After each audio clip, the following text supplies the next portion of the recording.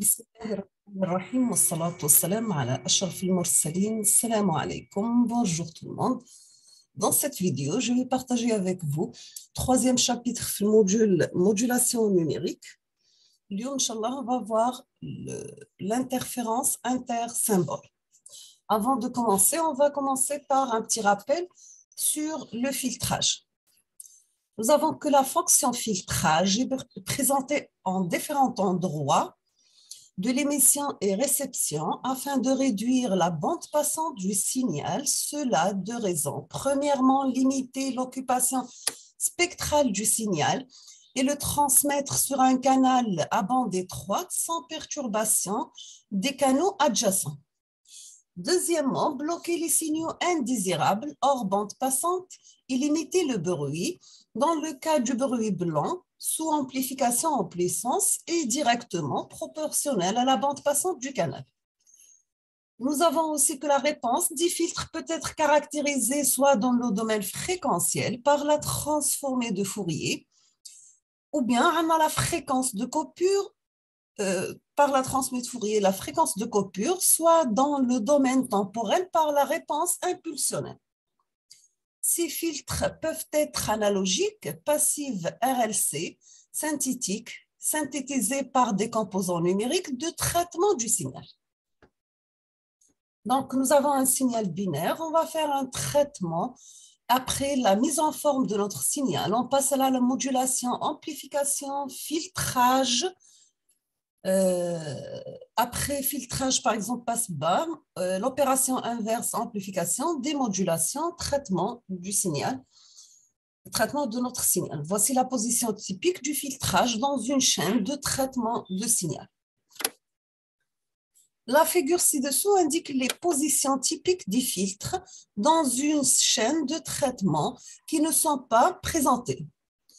Nous avons que le filtre de mise en forme est un filtre passe-bas appliqué sur le signal à bande passante avant la modulation qui va permettre de réduire l'occupation spectrale du signal comme il ralentit l'état du signal numérique et va nécessiter d'assurer qu'il n'introduit pas d'interférence intersymbole en entrée dans la médium du traitement et à la sortie, on trouve des filtres passe-bande centrés sur la bande passante du canal.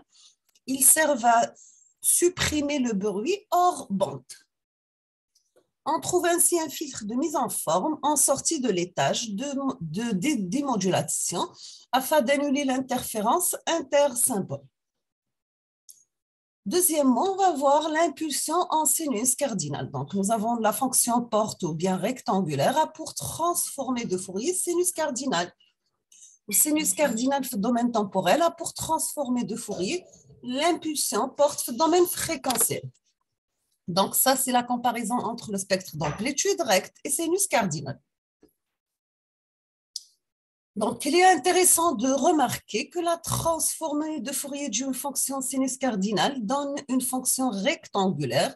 Si on donne aux impulsions binaires une forme temporelle en sinus cardinal, c'est l'impulsion en forme du cloche de durée de l'impulsion, c'est-à-dire la largeur du lobe central principal. L'occupation spectrale de ce signal est à bande limitée, compris entre -1 sur 2t plus 1 sur 2t. Une impulsion en sinus cardinal présente l'occupation spectrale minimale et sa bande passante est égale à la bande passante de Nyquist. Deuxièmement, on va voir l'interférence intersymbole, le diagramme de l'œil. On va commencer par une définition. Voici notre signal recevé. Nous avons que le phénomène d'interférence intersymbole consiste à un chevauchement partiel entre les symboles adjacents, comme le montre la figure ci-dessous, et nous avons que la valeur du symbole reçu à l'instant est perturbée par les symboles reçus précédemment. Les symboles qu'on peut le recevoir sont confondus avec d'autres et introduire des erreurs d'interprétation par le récepteur d'interférence intersymbole. C'est la principale source d'erreurs binaires dans les communications numériques. Donc, pour améliorer la fiabilité d'une communication numérique, il convient de minimiser le risque d'apparition d'interférences entre symboles. La théorie de l'information prévoit que ces interférences apparaissent si les conditions de Nyquist ne sont pas respectées, sinon la probabilité qu'il existe de l'interférence qui est envers 0. Maintenant, deuxièmement, quelle est la condition d'apparition d'interférence intersymbole? Il est possible de savoir un canal pourra présenter un risque important d'apparition d'interférence entre symboles. On va étudier sa réponse impulsionnelle discrète. Donc, soit le canal du traitement suivant. Nous avons l'entrée, c'est une suite binaire qui passe à travers un filtre numérique. On aura notre signal X de T, passe à travers un support de traitement. On fait l'addition de notre signal avec un autre signal H de T. À la fin, on va utiliser un filtre réception et on va récupérer notre signal Y de T. Le support plus l'addition, ce sont des modèles d'un canal de transmission.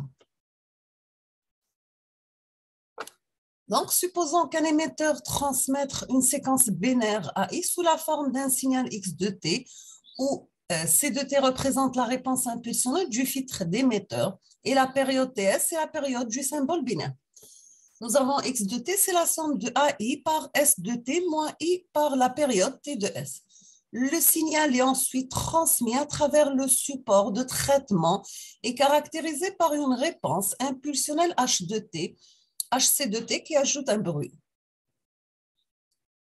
N de T, le signal en entrée du récepteur. Taux de T peut s'écrire sous la forme suivante.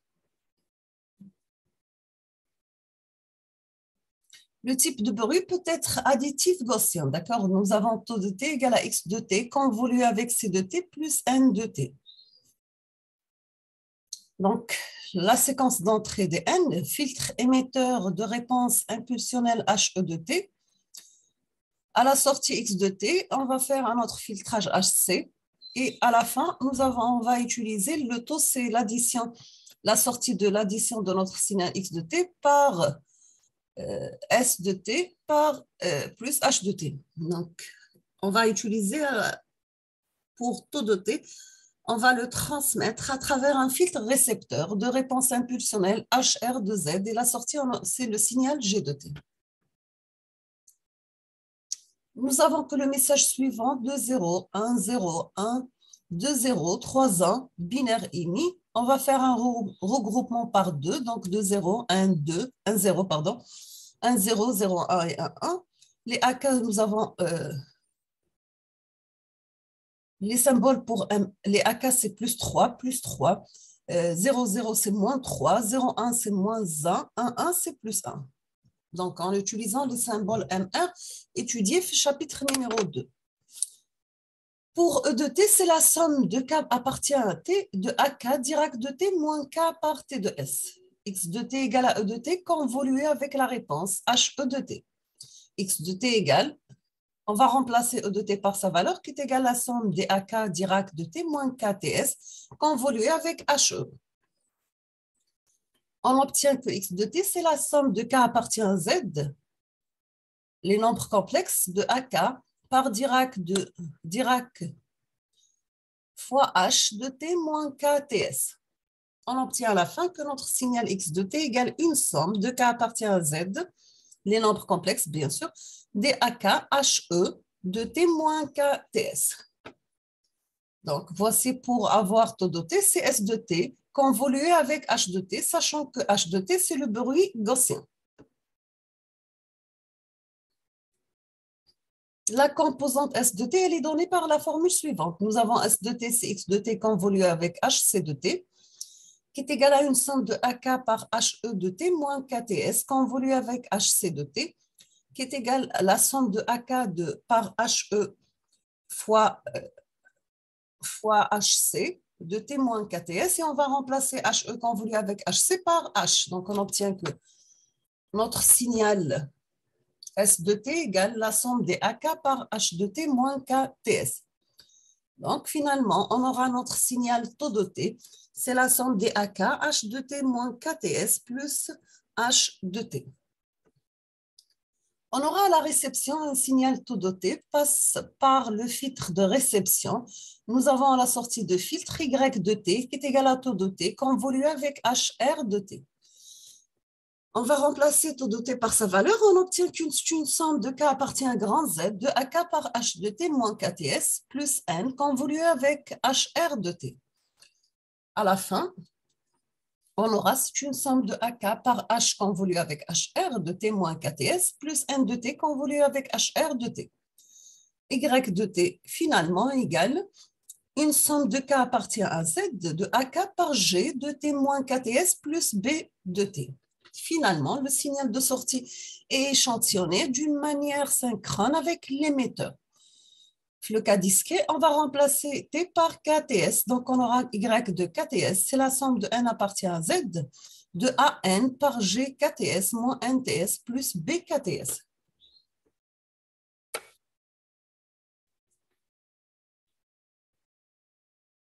Si on va supposer petit n égale à K, donc on aura Y de KTS égale à AKG KTS moins KTS plus la somme des AN GK moins H plus B KTS. Donc, YKTS égale à AK G0 plus la somme des ANGK moins N TS plus BKTS. Donc, nous avons premier terme, deuxième et troisième. Bien sûr, avec AK G0, c'est l'amplitude de l'impulsion utile attendue.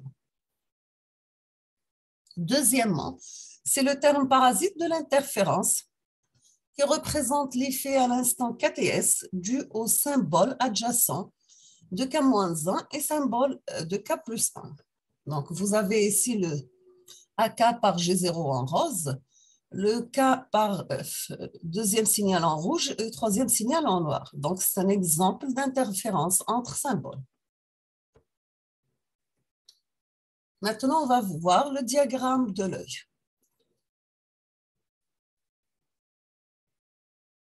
Donc, le diagramme de l'œil, c'est une sorte graphique permettant de visualiser la présence d'interférences entre les symboles affectant une communication et qualifier la qualité du signal numérique reçu. Le principal consiste à envoyer à travers un canal de transmission une série de symboles et la sortie de canal est superposée les tracés du signal reçu sur un multiple à la durée du symbole.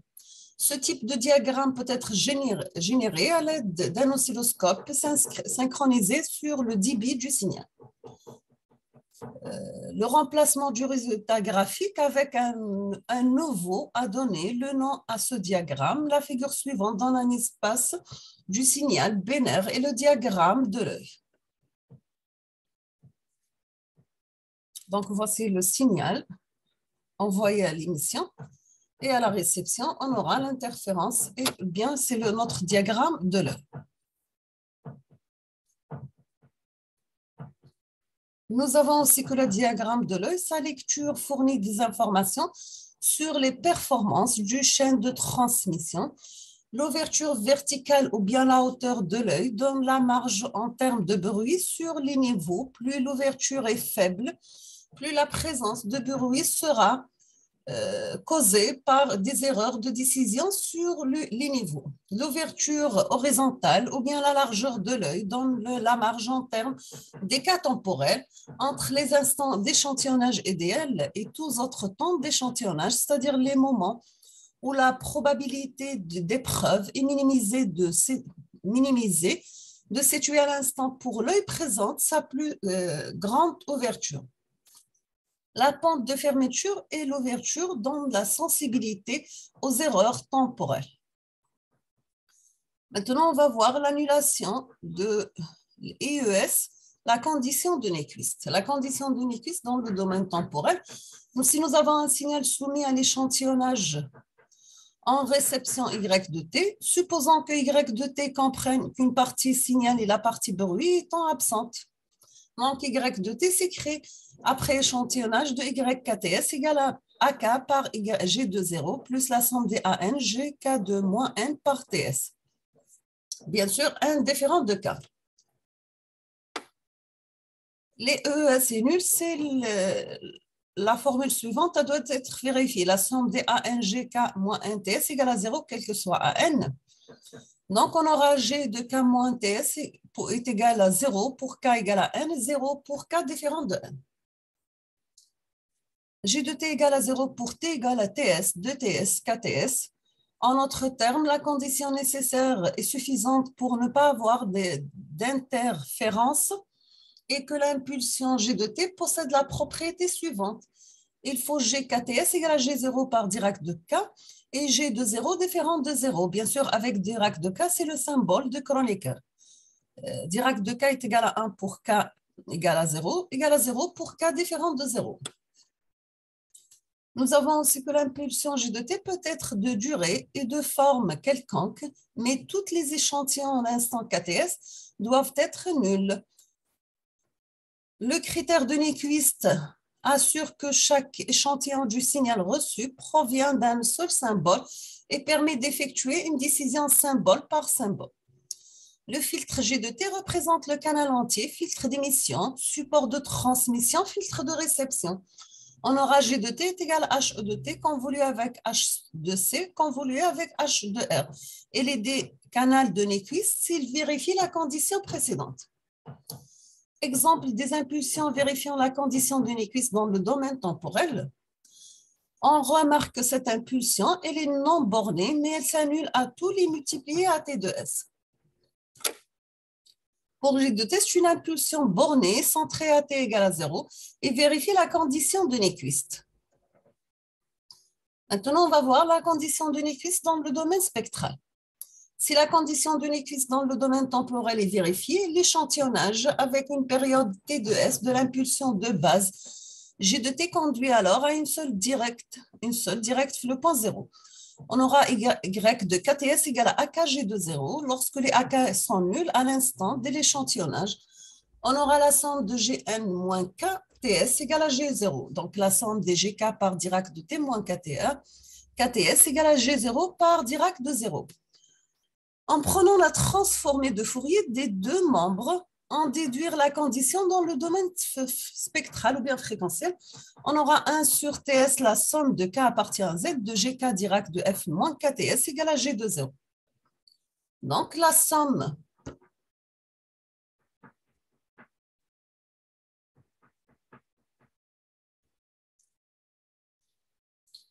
de GF de moins KTS égale à TS par des G de 0. G de 0, c'est une constante. Bien sûr, avec G de 0, c'est la valeur de l'impulsion G de T à T égale à 0.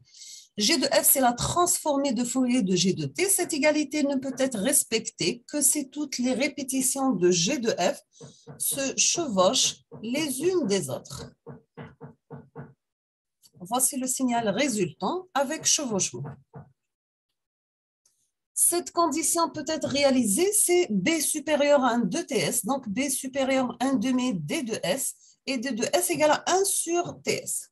Donc, on peut dire que la bande minimale nécessaire pour transmettre son interférence entre symboles d'une suite binaire à un débit D de S égale à 1 sur TS, elle est sous la forme la bande minimum est égale à 1 sur TS, la bande de Nyquist. Troisièmement, je vous le filtrage en cosinus sur le V, revisite cosinus.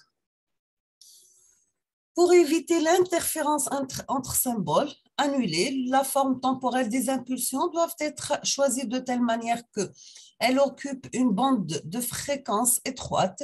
Une impulsion s'annule de tout moment d'échantillonnage, une forme temporelle qui peuvent parfaitement convenir et justement un sinus cardinal. Sa transformée de Fourier est une fonction sa bande passante B égale à 1 sur 2TS, qui est égal à DS sur 2. C'est la bande de Nyquist. Elle doit être vérifiée.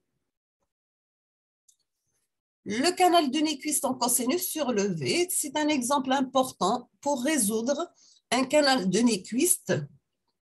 Donc, il possède un support temporel infini, une bande passante finie. Sa réponse impulsionnelle est donnée par la formule suivante. GRCT égale à sinus PT sur TS par cosinus P alpha T sur TS divisé par T plus 1 sur TS. Le cosinus, il est divisé par 1 moins 2 alpha. T sur TS élevé au carré. Bien sûr, pour T égale à 0, G de 0 égale à 0. Pour alpha est appelé le coefficient d'arrondi ou le facteur de retombée. Donc, c'est roll-off factor. C'est un paramètre réel qui dépend, qui prend des valeurs compris entre 0 et alpha. Donc, voici la représentation de notre sinaire pour différentes valeurs de alpha. Par exemple, en rouge, vous avez alpha égale à 0,5. En mauve, vous avez alpha égale à 1. En bleu. La fonction de transfert GR, c'est de f égale à TS pour f en valeur absolue compris entre 0 et 1 moins alpha sur 2TS est égal à TS sur 2 fois 1 plus cosinus PTS sur alpha fois f moins 1 sur alpha sur 2TS pour la valeur absolue de alpha compris entre 1 moins alpha sur 2TS et la valeur maximale qui est égale à 1 plus alpha sur 2TS égale à 0 pour f supérieur à f max. Et on obtient GR de f la figure suivante. Il y a une multitude de filtres dont la bande est inférieure à 1 sur TS qui vérifie le critère de Nyquist. Donc, pour alpha égale à 0, le filtre passe-bas idéal de bande passante 1 sur 2TS. C'est le cas idéal physiquement non réalisable. Pour alpha égale à 1, c'est un filtre qui occupe la bande 1 sur TS. La bande passante du filtre sera la bande passante égale à 1 plus alpha sur 2TS, qui est égale à 1 plus alpha fois R sur 2, est égale à 1 sur 2TS, pour une bande passante comprise entre 1 sur 2TS et 1 sur TS. Nous avons que plus alpha est grand, plus la bande en fréquence nécessaire pour transmettre doit être grande. Nous sommes arrivés à la fin de cette vidéo pour ce troisième chapitre, l'interférence entre symboles, modulation numérique. Normalement, c'est pour l'essence 3.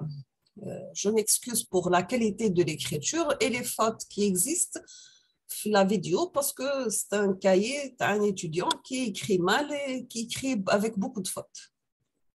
Donc, je vous remercie infiniment et à la prochaine vidéo, Inch'Allah. C'est les informations qui sont dans le cours, d'accord? Ce n'est pas l'écriture ou bien les fautes. Merci.